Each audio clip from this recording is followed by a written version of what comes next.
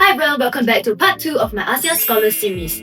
I'm Zoe and today I'll be sharing what life in Singapore was really like for me, from the early struggles to how I adapted and grew. I also cover key lessons I've learned, living cost, student life, and what to expect from the people here. And of course, the big questions, do I have any regrets? If you are considering the ASEAN Scholarship, planning to study abroad, or just curious about student life in Singapore, this video is for you. When I first arrived in Singapore, everything felt new and overwhelming. The fast-paced curriculum, the new culture, and managing daily life on my own. Back then, I wasn't very fluent in English either, which made me feel a little bit out of place and hesitant to interact with others. Most of my energy in the first year also went into catching up academically, so I was definitely more quiet and reserved. But thankfully, there was a strong support system to help scholars like me adapt. I was paired with a local buddy, which really helped me settle into the class environment. We also had foster family who would bring us out during the first year to explore Singapore, which made adjusting to new culture a lot less intimidating.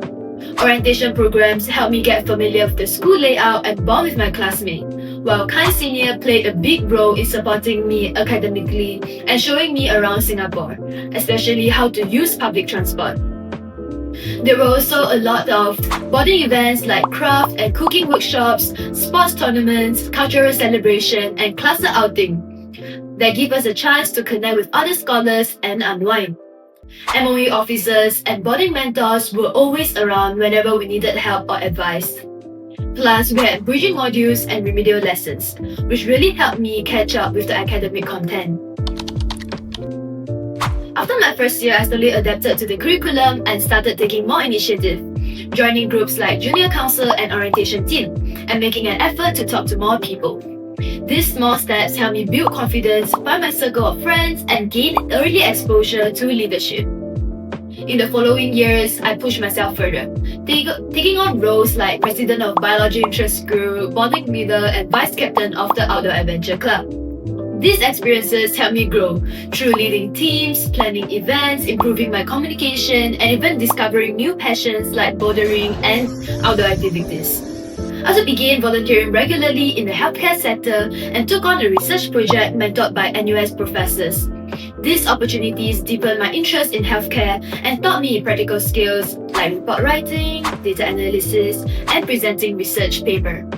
Things I never imagined learning in secondary school. Looking back, there were definitely tough moments, times when I doubted myself, struggled to keep up with academics, or felt overwhelmed by commitments. But those challenges were what helped me to grow the most. I'm grateful for the wide range of experiences that taught me more about myself, allowed me to meet amazing people, stay out of my comfort zone, and develop valuable skills that I know will serve me well in university and beyond. Now, let me share 2 key lessons I've learned and some tips to help you adapt better. First, take initiative. Even if your English or Singlish isn't strong at first, put yourself out there. Talk to people, be open to feedback, and stay curious about the local culture. Join school events, take on leadership roles, or simply hang out with classmates during breaks and weekends. Slowly but surely, you'll find your community and begin to feel at home.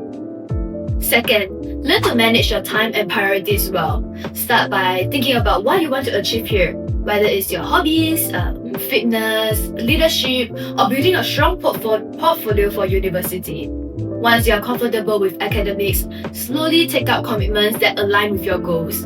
But a quick reminder, don't overcommit. Burnout is very real. Stay disciplined with your study schedule and learn to say no when you need to.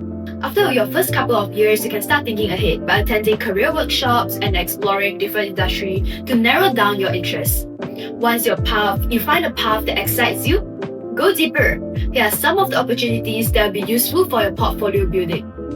Volunteering, starting your own volunteering or research project, job shadowing, internships, leadership positions, relevant competitions, or attend relevant courses. You don't have to do everything at once. Just choose a few that align with your goals and give them your best. Moving on to living costs and accommodations. The good news is, as an ASEAN Scholar, your school fees and boarding are fully covered. You will stay in a boarding school, so there's no need to find your own housing. When you first arrive, you received a one-time settling allowance of around 600 SGD for things like uniform, books, and essentials. After that, you will get a monthly allowance of around 300 SGD. But it's credited once every 3 months, so remember to budget wisely. Most meals are provided, breakfast and dinners on weekdays and 3 meals on weekends.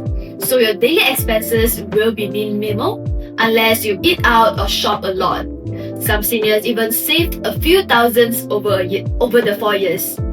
But for the bigger expenses like a laptop or special occasions, you definitely need some extra pocket money from home.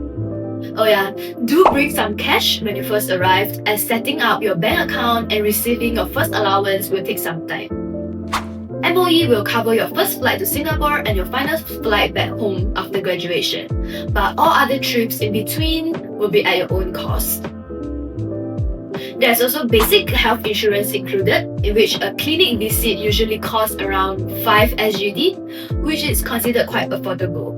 But do check with your school or MOE officer about what treatments or procedures are covered under this insurance as well. One of the most frequently asked questions is, how many people will I be sharing a dorm with? It depends on the boarding school. Some dorms house 2 people per room, others might have 4, usually on double-decker beds. If you're curious, I did a whole video on my dorm life. Feel free to check it out somewhere out there. Now about air conditioning. Most boarding schools do not have AC in the rooms, but some allow portable ACs if you have a valid medical condition, though it depends on whether the electrical outlets can support it. You might need to pay extra too, so do check with your specific boarding school. I can't speak for every school, but based on my experience, the people in my school have been very inclusive and supportive. Singapore is a multicultural society after all, so people are generally used to diversity and respectful towards different backgrounds. I never really felt out of place as a foreign student. Plus, there's a strong support system to help you integrate better, like I mentioned earlier at the start of the video. When I volunteered outside of school, joined outreach camps, or collaborated with other schools, I found people to just be as nice and friendly and inclusive. So don't worry, you will definitely find a group of people, whether it's in your class, your dorm, or even through interest groups and activities outside of school. I'll be diving more into culture shocks in part 5 of this series, so stay tuned for that if you're curious what to expect when living in Singapore. Now, to wrap things up, do I have any regrets studying in Singapore? Honestly, my only regrets is not opening up sooner. Other than that, I love my time here. I got to try so many new experiences, meet amazing people, and build memories I'll cherish for life. I also enjoy the freedoms, independence, and personal growth this journey gave me. Singapore was a great fit for me, and thankfully, I didn't struggle much with homesickness. That said, this is just my story. Everyone's journey is different. Whether this experience is right for you really depends on your personality and how open you are to adapting to the culture and education system here. I hope this gives you a better idea of what life in Singapore is really like as an ASEAN Scholar. If you found this helpful, there is more coming out in this series. In the next video, I'll break down the Singapore education system and curriculum, how it's different from Malaysia, and how you can adapt to it. Then in part 4, I'll share some important things to consider before accepting the scholarship, like the pros and cons and whether this journey is the right fit for you. And finally, in part 5, I'll give you practical survival tips for adapting to life in Singapore, from must-have apps to managing culture shocks. If you're planning to apply, don't miss part 1, where I share tips to ace the selection process. I'll link it up here and in the description below.